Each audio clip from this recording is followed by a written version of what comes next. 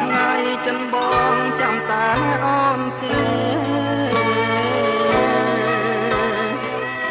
បងផ្ដាំតាមខ្យល់បងសួរតាមគេតើដឹងអូនមកថ្ងៃណាទេនឹកគ្នាណាចិត្ត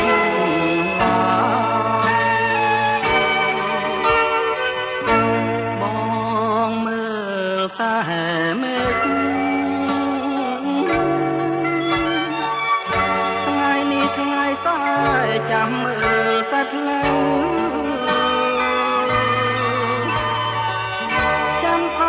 ជាពុតប្រហោះសុខសៅបាត់ស្រមកស្រីខ្មៅតាព្រឹងនាងនឹកប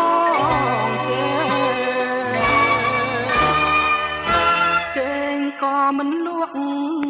បងក៏មិនលះណាយដែលធ្លាប់កាយខ្លាយជាគ្មានន័យរឿងស្រស់ស្រស់ស្រណោះតែជ្រៃបងមកមើលកណ្ដាលរាត្រីឃើញតែស្រីដែលបង